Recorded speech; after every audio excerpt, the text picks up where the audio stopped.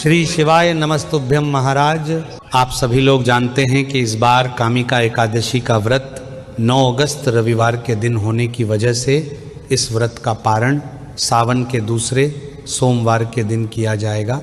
पर ज़्यादातर माता बहनों के मन में और सभी लोगों के मन में यही प्रश्न है कि हमने अगर कामिका एकादशी का व्रत रखा है और हमें सोमवार के दिन एकादशी व्रत का पारण करना है और साथ ही में सावन के दूसरे सोमवार का व्रत भी रखना है, तो कैसे हम लोग एकादशी के व्रत का पारण करें और कैसे सावन के दूसरे सोमवार का व्रत रखें।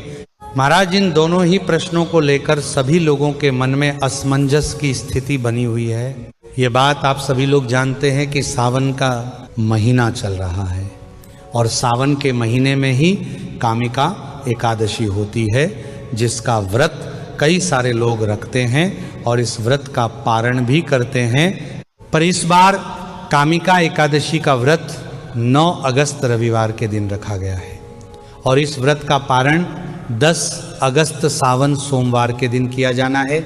महाराज, अब प्रश्न यही आता है कि हमें अपने एकादशी व्रत का पारण कब करना है और सावन के दूसरे सोमवार का व्रत भी रखना है, तो कैसे हम लोग एकादशी व्रत का पारण करें और उसके तुरंत बाद सावन सोमवार का व्रत रखें, ये हम आपको अच्छे से समझा देते हैं। महाराज, सबसे पहले हम आपको कामिका एकादशी व्रत पारण करने का शुभ मुहूर्त बता देते हैं। उसके बाद हम आपको बताएंगे कि कैसे आपको सावन सोमवार का व्रत एकादशी व्रत के बाद रखना है। महाराज, एकादशी व्रत पारण करने का शुभ मुहूर्त 10 अगस्त 2026 सोमवार को सुबह 5:47 से शुरू होकर सुबह 8 बजे तक रहेगा। इस बीच में आप लोगों को कामिका एकादशी व्रत का पारण करना है, यानी कि अपने व्रत को खोलना है।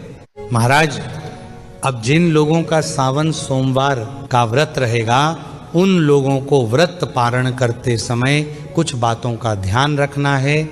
जैसे कि जब आप व्रत पारण करें तो व्रत पारण करते समय आपको सिर्फ भगवान के किसी प्रसाद का उपयोग करना है, या आप गंगा जल का भी उपयोग कर सकते हैं, या आप आंवला खाकर भी आप अपने व्रत को खोल सकते हैं। यानी कि व्रत खोलते समय आपको ऐसी चीज का सेवन करना है जो चीज व्रत में चलती हो, यानी कि वह चीज एकादशी व्रत में भी चल जाए और सावन सोमवार व्रत में भी चल जाए और फिर आप उससे अपने व्रत को खोल सके।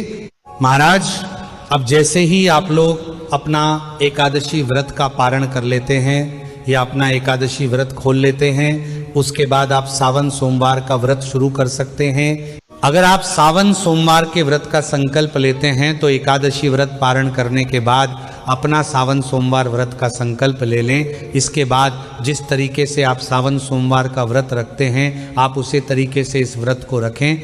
महाराज, सावन सोमवार के व्रत में आप एक समय फलाहार करके शाम के समय भोजन कर सकते हैं। इसलिए जिन लोगों ने भी एकादशी का व्रत रखा हो तो वह सभी लोग सावन सोमवार के दिन जब व्रत रखें तो आप सभी लोग दोपहर में फलाहार खा सकते हैं, फल भी खा सकते हैं, पानी भी पी सकते हैं और उसके बाद शाम के समय शुद्ध और सात्विक भोजन कर सकते हैं। महाराज, एकादशी का जो व्रत होता है उसमें सिर्फ हम लोग एक समय फलाहार करते हैं और पूरा दिन ऐसे ही रहते हैं।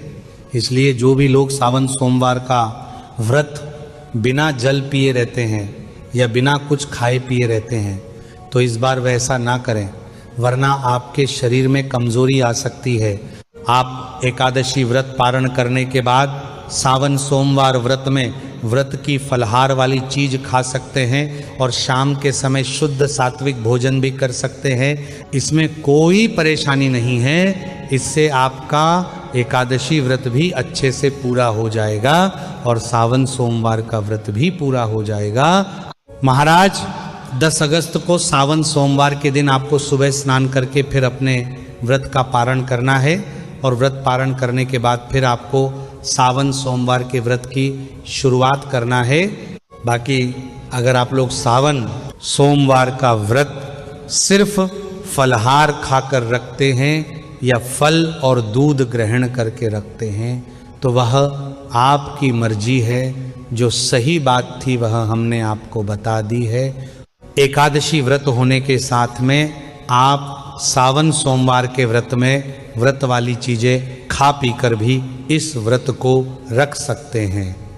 भगवान आपसे बिल्कुल नाराज नहीं होंगे, क्योंकि ज़्यादा समय तक भूखा रहना आपके लिए अच्छा नहीं होगा। महाराज इस तरीके से आप एकादशी और सावन सोमवार का व्रत रख सकते हैं। महाराज अगर अभी भी आपके मन में एकादशी व्रत पारण को लेकर और सावन के दूसरे सोमवार के व्रत को लेकर कोई भी परेशानी हो तो वो आप हमसे कमेंट करके पूछ सकते हैं। आप ये वीडियो कहाँ से देख रहे हैं कमेंट में ज़रूर बताएं। श्री शिवाय नमस्तुभ्यम महाराज।